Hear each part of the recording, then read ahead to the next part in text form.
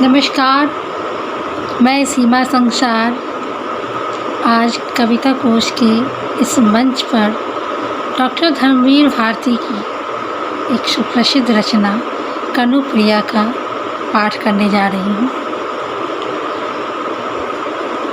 यह जो अकस्मात आज मेरे जिस्म के सितार के एक एक तार में तुम झंकार उठे हो, सच बतलाना मेरे स्वर्णिम संगीत, तुम कब से मुझ में छिपे सो रहे थे। सुनो, मैं अक्सर अपने सारे शरीर को पोर पोर को अवगुंठन में ढककर तुम्हारे सामने गई। मुझे तुमसे कितनी लाज आती थी। मैंने अक्सर अपनी हथेलियों में अपना लाज से आरक्त मुँह छिपा लिया है। मुझे तुमसे कितनी लाज आती थी। मैं अक्सर तुमसे केवल तम के प्रगाढ़ पर्दे में मिली, जहाँ हाथ को हाथ नहीं सूझता था। मुझे तुमसे कितनी लाज आती थी। पर हाय, मुझे क्या मालूम था कि इस वेला जब अपने को अपनों से छिपाने के लिए मेरे पास कोई आवरण नहीं रहा, तुम मेरे जिस्म के एक एक तार से झनकार उठोगे। सुनो, सच बतलाना मेरे स्वर्णिम संगीत, इस क्षण की प्रतीक्षा में तुम कब से मुझ में छिपे सो रहे थे।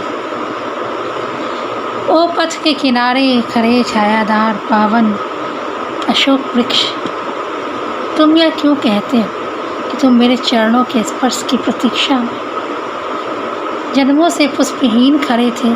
तुमको क्या मालूम कि मैं कितनी बार केवल तुम्हारे लिए धूल में मिली, धरती में गहरे उतर जड़ों के सहारे तुम्हारे कठोर तने की रेशों में कलिया वन, कोपल वन, सौरभ वन, लाली वन चुपके से सो गई कि कब मधुमाश आए और तुम कब मेरे प्रस्फुटन से छा जाओ। फिर भी तुम्हें याद नहीं आया। अब तुमको मेरे इन जावक रचित पाँवों ने केवल यह स्मरण करा दिया कि मैं तुम्ही में, तुम्हारे ही रेशे रेशे में सोई हुई, और अब समझ आ गया कि मैं तुम्हारी नस नस में पंख पसार कर उड़ूंगी और तुम्हारे डाल डाल में गुच्छे गुच्छे लाल लाल कलियां बन खिलूंगी। ओ पथ के किनारे खड़े छायादार पावन अशोक वृक्ष, तुम यह क्यों कहते हो कि तुम मेरी ही प्रतीक्षा में कितने ही जन्मों से पुष्पहीन खड़े थे।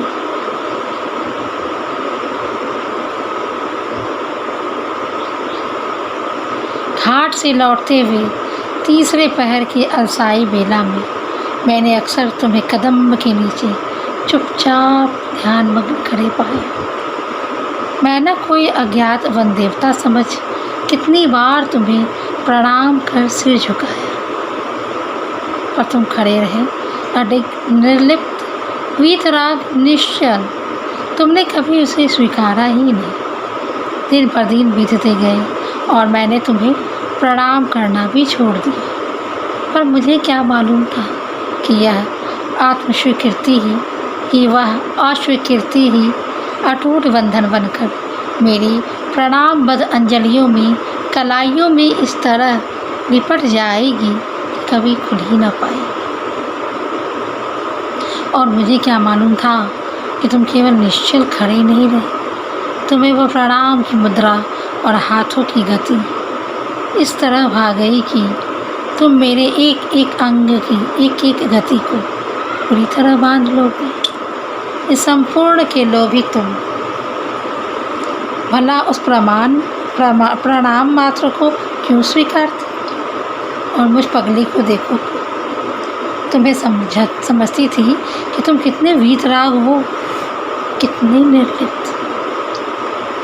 यह जो दोपहर के सन्नाटे में यमुना के इस निर्जन घाट पर अपने सारे वस्त्र किनारे रख मैं घंटों जल में निहारती हूँ, क्या तुम समझते हो कि मैं इस भांति अपनों को देखती? नहीं मेरे सावरे, यमुना के नीले जल में मेरा यह वेत सलता सा कांपता तन बिंब और उनके चारों ओर सांवली गहराई का अथाह प्रसार जानते हो कैसा लगता है? मानो वह यमुना की सांवली गहराई नहीं, यह तुम हो जो सारे आवरण हरकर मुझे चारों ओर से कण कण रोम रोम अपने श्यामल प्रगाढ़ अथाह आलिंगन में पोर पोर कसे हुए। या क्या तुम समझते हो? घंटों जल में मैं अपने को निहारती हूँ, नहीं मेरे सांवरे।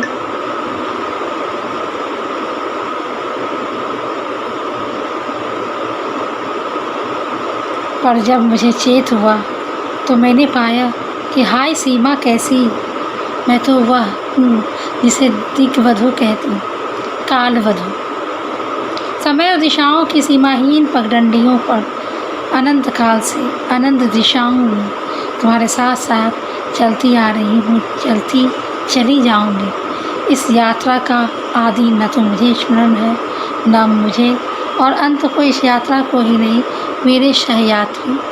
पर तुम इतने निष्ठुर हो और इतने आतुर कि तुमने चाहा की है कि मैं इसी जन्म में, इसी थोड़ी सी अवधि में जन्म जन्मांतर की समस्त यात्राएं फिर से दोहरा लूं।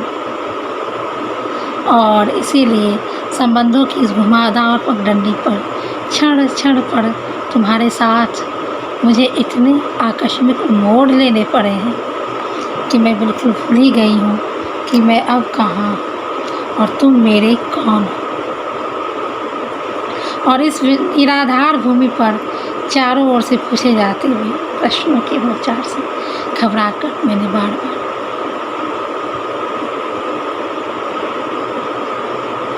कैसे हो जी तुम, जब मैं जाना ही नहीं चाहती तो बांसुरी के इस गहरे आलाप से मंदोमद मुझे खींच बुलाते हैं, और जब वापस नहीं आना चाहती तो मुझे अंशतः ग्रहण कर संपूर्ण बनाकर लौटा देते। तो ये रही कानुप्रिया डॉक्टर रणधीर भारती की। नमस्कार।